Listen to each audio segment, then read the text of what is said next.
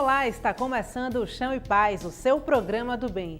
Na edição de hoje vamos falar sobre a comunicação na igreja. Quais são os desafios da pastoral responsável por esta área na Arquidiocese de Salvador? As diretrizes sobre o tema foram definidas recentemente e o caminho a percorrer é longo. Além dessa discussão, você acompanha aqui a cobertura do centenário do Movimento Apostólico de Schoenstatt e ainda a reabertura do Palácio Arquiepiscopal. O Chão e Paz está no ar. A coordenadora da Pastoral da Comunicação da Arquidiocese de Salvador, a jornalista Patrícia Luz, reflete sobre o aumento da participação dos leigos na igreja. Ela afirma que o tema começou a ser discutido no Concílio Vaticano II. Confira. O Chão e Paz de hoje vai falar sobre a comunicação na igreja. Isso porque a Pastoral de Comunicação da Arquidiocese de Salvador está sob nova coordenação. A jornalista Patrícia Luz, que está aqui ao meu lado, é a nova coordenadora da PASCOM e é este o tema da nossa conversa de hoje. Patrícia, seja bem-vinda ao Chão e Paz. Muito obrigada e é sempre uma alegria poder participar deste programa tão querido pela nossa Arquidiocese e agora assumindo uma nova responsabilidade. Pois é, eu já começo perguntando para você como é que foi assumir esse novo desafio de estar à frente da Pastoral de Comunicação da Arquidiocese. O desafio sempre chega num momento que a gente não espera, né? E eu posso dizer que eu sou cria da Pastoral da Comunicação. Eu me formei em comunicação já trabalhando na Pastoral da Comunicação como agente de PASCOM, cuidando da formação dos nossos agentes de PASCOM nas paróquias. E eu fiz uma caminhada na Pastoral da Comunicação. Fiz jornalismo, assumi o Jornal São Salvador como editora, repórter, cuidei do jornal por quase 5 anos. E Padre Manuel Filho, nosso coordenador e fundador da Pastoral da Comunicação, assumiu uma nova responsabilidade junto à Pastoral do Turismo na esfera nacional e também na Arquidiocese. Então, tinha essa demanda de alguém que pudesse substituí-lo e assumir essa coordenação e eu fui convidada para assumir essa responsabilidade. Encaro isso como uma missão, porque como leiga liberada, como agente da Pastoral da Comunicação, estar à frente de uma pastoral tão importante para a Arquidiocese só pode ser encarado como missão. E sendo missão, a gente conta com o próprio esforço, mas principalmente com a graça de Deus, né, para poder conduzir os trabalhos. E você assume essa Pastoral da Comunicação, você tocou nesse assunto, né, leiga, no momento que a igreja discute a participação, o aumento da participação da mulher nas esferas de poder, né, com esse projeto de reforma política. E para você, o fato de você estar à frente da PASCOM a partir de agora, o que representa para a Arquidiocese? Então, essa questão da mulher sempre muito discutida, refletida, reivindicada também da mulher como gestora, como quem também está à frente dos processos dentro da igreja. Para mim, pessoalmente, é uma concretização de algo que já estava previsto dentro da própria igreja, no Concílio Vaticano II. O documento Lumen Gentium fala sobre isso, né, da participação do leigo e de que cada um tem uma missão, né? Então, isso para mim é uma concretização de algo que já vem previsto há muito tempo. Na própria Arquidiocese, nós temos exemplos de outras coordenações. Então, a pastoral do dízimo, quem está à frente como assessora, né, é a Cleidi, e a gente tem outras pastorais também na Arquidiocese que as mulheres estão à frente. Então, é um marco poder assumir a gestão da Pastoral da Comunicação com todos os seus veículos de comunicação, com todos os processos, o trabalho nas paróquias, né? Nós temos um volume de trabalho muito grande e como mulher, como profissional, para mim é um reconhecimento da Arquidiocese. Quando o Padre Manuel comunicou a Dom Murilo que eu poderia assumir pela especialização na área e pela caminhada na própria igreja, Dom Murilo respondeu com muita alegria. Ele disse que confirmava essa sugestão do Padre Manuel e via nessa transição uma possibilidade de que outras pastorais também fizessem o mesmo caminho. Porque além da questão da mulher, nós temos também a questão do clero, né? Geralmente quem está à frente dos trabalhos, das pastorais, é um padre. Então, assim, essa abertura para que os leigos também façam parte da gestão da igreja, é algo novo, é algo que está em processo, que está em andamento, e a gente vê isso concretizado na nossa arquidiocese. Uma das construções mais importantes da igreja vai receber nova roupagem em 2 anos. A reforma vai reunir importantes acervos da Arquidiocese de Salvador. Até setembro de 2016, o Palácio Arquiepiscopal de Salvador, localizado na Praça da Sé, será recuperado com investimentos iniciais de 18 milhões de reais dos Bancos Nacional de Desenvolvimento e Sustentabilidade e Itaú. A construção, onde os arcebispos moravam até 1933, é uma herança do século XVIII, mais precisamente do ano 1715, e é a única dessa época que pode ser vista dos 4 lados. Um edifício em que as 4 fachadas podem ser acessíveis.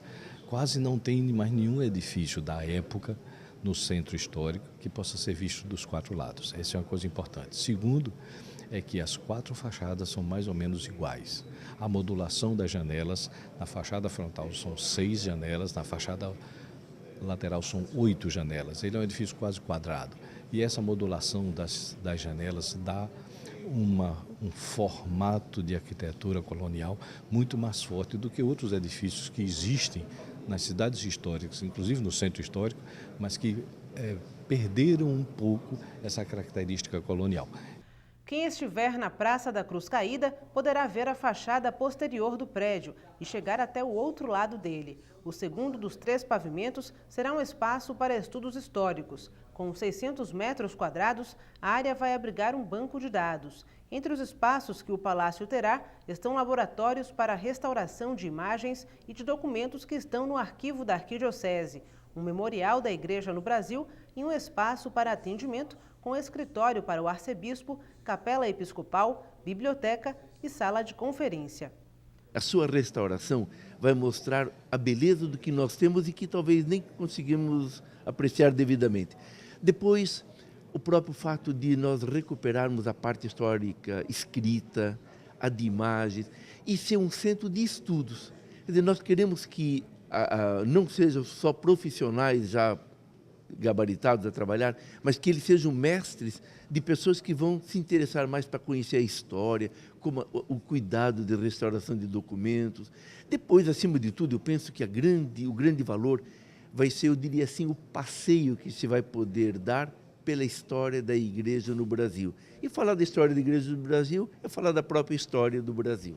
A reforma inclui iluminação externa, reestruturação dos pilares, instalações elétricas, hidráulicas e drenagem, elevador para 8 pessoas, climatização e ambientação dos espaços, além de ligação com a Praça da Sé. Os visitantes do Palácio Arquiepiscopal poderão ver o interior de cada sala, porque os corredores terão a circulação moldada em vidros. As restaurações dos espaços devem também contemplar isso, lugar de acolhida para aqueles que também sofrem, aqueles que precisam. Claro que isso significa também investimentos, e aí nós, enquanto igreja, precisamos estar atentos, buscando pessoas. Então precisamos de colaboradores, precisamos de voluntários, precisamos de homens e mulheres que, em nome da fé, se colocam à disposição também desse cuidado dos mais carentes, porque o centro histórico não é só cultura e beleza, é também humanidade. E se é humanidade, na humanidade está a dor, o sofrimento, mas também a alegria, a verdade e a paz. Com área total de 1.950 metros quadrados, o Palácio Arquiepiscopal será o primeiro centro histórico da Igreja Católica do Brasil. Afinal, a Bahia, onde nasceu a primeira arquidiocese do país, a de Salvador, em 1551, é onde está o acervo mais completo sobre a Igreja na América Latina.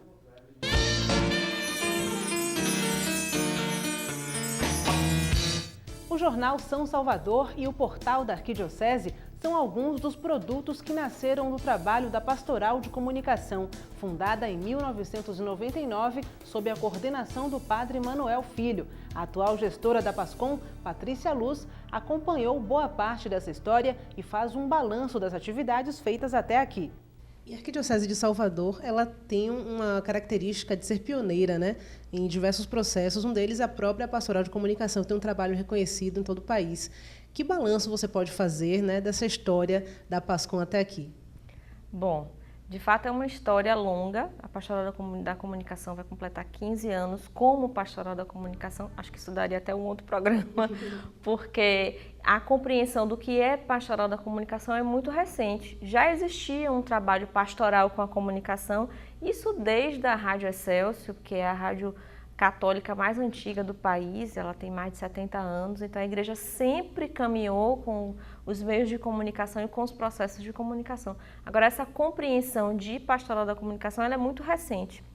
A caminhada da Pastoral da Comunicação começou em 99, quando o Padre Manuel foi designado por Dom Geraldo para assumir essa função pastoral, e de lá para cá nós vimos nascer o Jornal São Salvador, o portal da Arquidiocese, a estruturação do trabalho de assessoria de imprensa, e vários projetos que nós já desenvolvemos como encontros arquidiocesanos de comunicação, Feira Baiana de Comunicação Solidária, mais recentemente o projeto do Natal, o Presépio, que é de responsabilidade da PASCOM, Prêmio da Música Católica, concurso de... enfim, nós temos realmente uma experiência muito bacana. A Pastoral da Comunicação na Arquidiocese ela é referência para o Brasil.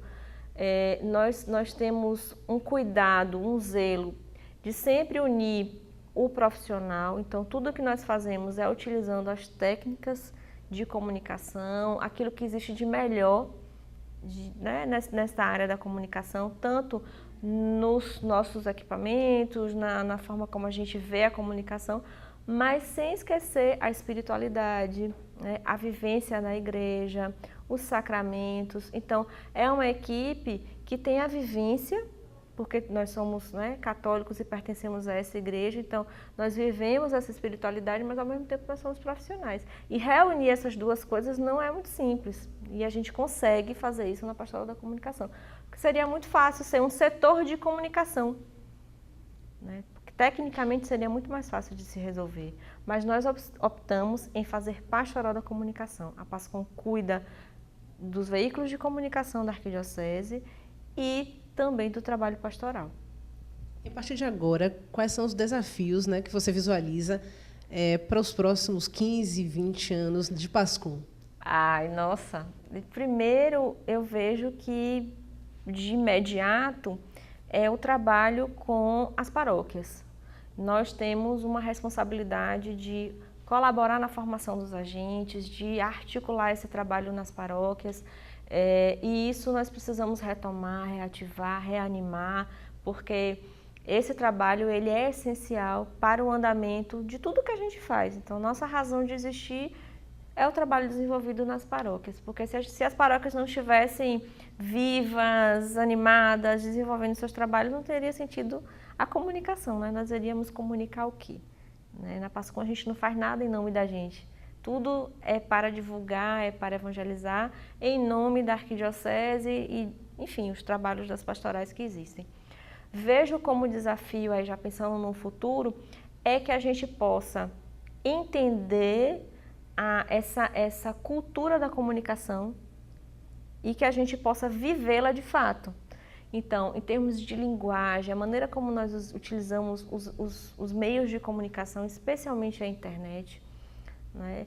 Porque às vezes a gente subutiliza a internet, porque não sabemos utilizar a melhor linguagem, as melhores ferramentas, até às vezes a nossa forma de conduzir os trabalhos, a gente não entende ainda e deveria se apropriar melhor do potencial da internet. O Papa Francisco já disse isso em vários documentos. Esse ano, na Carta para o Dia Mundial das Comunicações, ele fala dessa importância desse ambiente digital, dessa vida que existe neste ambiente da internet e que nós precisamos aprender mais e vivenciar mais. Então, acredito que, e não é só um desafio para a PASCOM, é um desafio para a igreja, vivenciar melhor esta era da comunicação, porque tudo passa pela comunicação.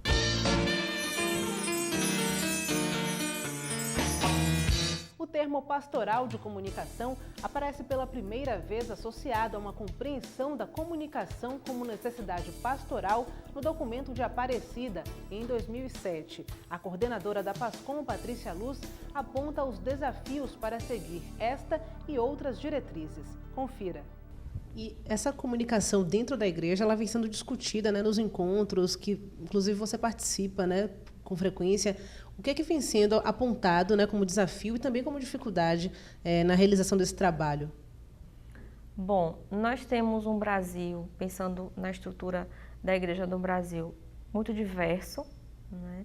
Como eu dizia antes, o termo pastoral da comunicação, ele vem sendo compreendido há muito pouco tempo.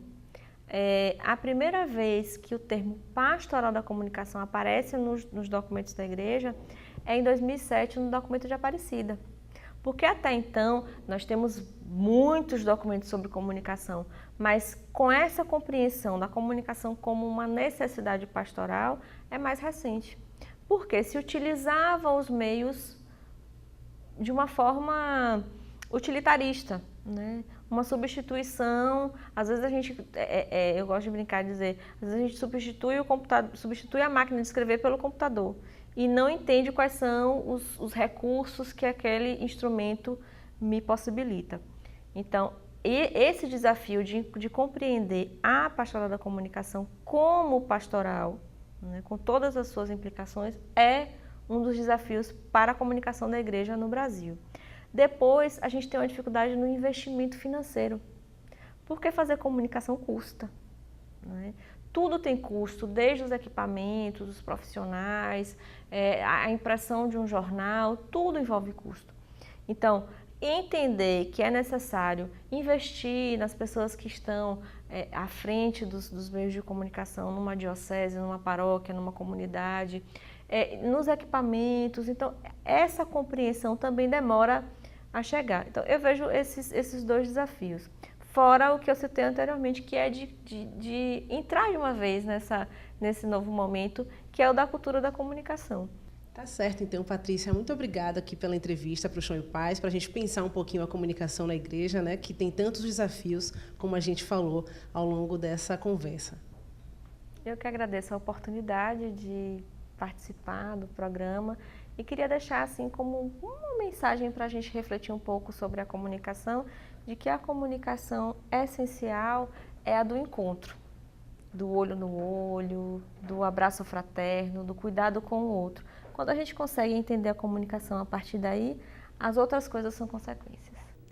O Santuário de Mãe Rainha, no Estiepe, se encheu de alegria em outubro, com a celebração do centenário do Movimento Apostólico de Schoenstatt. A repórter Rosa Brito esteve lá e conta pra gente como foi esse dia.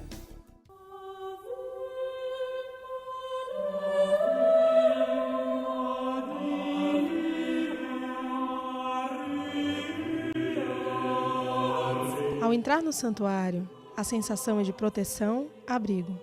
Aqui embaixo, devotos cheios de fé suplicam pela intercessão da Virgem. Lá em cima, Mãe Rainha e vencedora 3 vezes admirável de Schoenstatt continua amparando corações, do mesmo jeito que vem fazendo há 100 anos. O movimento apostólico de Schoenstatt surgiu na Alemanha em 18 de outubro de 1914, através do fundador Padre José Kentenich, quando teve a inspiração de convidar Maria a se estabelecer na capelinha e transformá-la num santuário de graças. E nessa ocasião ele era um sacerdote bem jovem, ele tinha apenas 4 anos de ordenação sacerdotal, em 1918, não é? Então, primeiro surgiu no coração dele, Deus o chamou a realizar um grande desejo. Porque a primeira réplica do santuário foi dessa forma. Era o tempo da guerra, as irmãs vieram para o Uruguai e sentiam saudades, né, do vínculo, né, da casa-mãe, digamos assim, que era o santuário original. Então resolveram fazer uma réplica. O fundador, quando viu isso, entendeu que era a vontade de Deus. No início existia só um santuário, o santuário original, o santuário na Alemanha, onde teve início este movimento. E como fundador era aquele que olhava os sinais de Deus, se deixava conduzir pela divina providência. Então Deus foi mostrando que queria que aquele santuário, aquele pequeno santuário, se multiplicasse. Mas a graça não podia ficar só na Europa. Nossa Senhora, aos poucos, ganhou o mundo, sob o título de Mãe Peregrina. Aqui em Salvador, ela surgiu na década de 80 e foram os olhos de Irmã Conceição que avistaram pela primeira vez.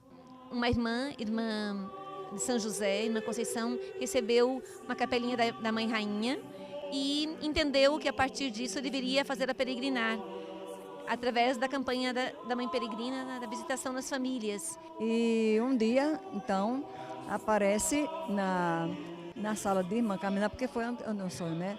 Na sala da diretora, uma caixa, e nessa caixa estava dirigida lá, vamos dizer, ao colégio. Nós não sabíamos de onde vinha. E quando eu abro a caixa, eu fiquei encantada, quando ela toda envolvida, e encontro a imagem, essa imagem da Mãe Peregrina.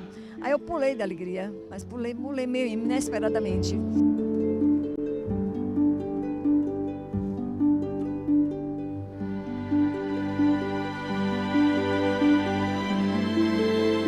Não existe tamanho para a fé dos devotos de Nossa Senhora de Chonsa.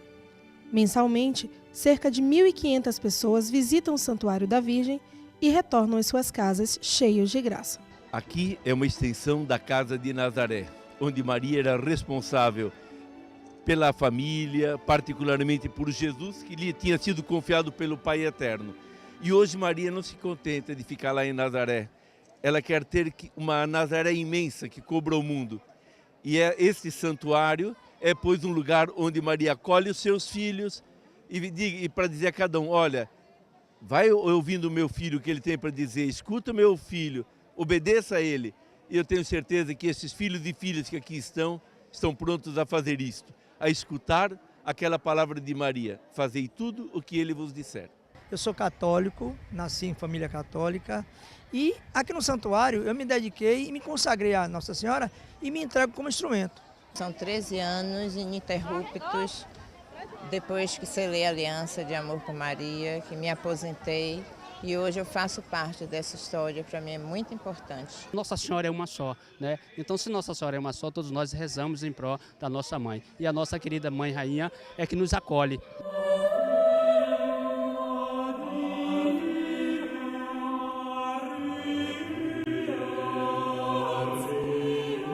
Olhando para 100 anos atrás, acho que deveríamos pedir que o ardor apostólico, o zelo apostólico, a missão de Shanstrom, que incendiou o coração dos primeiros heróis e do fundador, também incendeie os nossos e sejamos esses verdadeiros missionários e discípulos que a Igreja tanto hoje necessita, como também a sociedade. Para continuarem a serem fiéis ao carisma recebido do Padre Kentenich, carisma belíssimo, que chegou a 100 anos, hoje está em mais de 100 países, 220 santuários no mundo, 22 aqui no Brasil, um deles é esse aqui. É uma graça.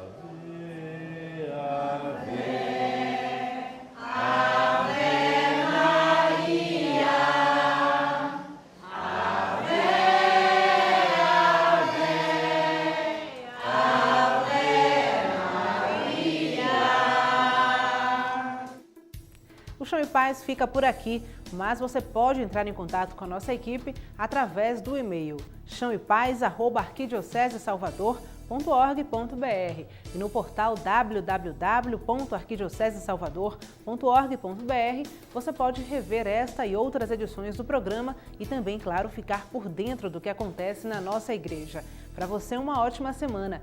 Fique com Deus e até o próximo Chão e Paz.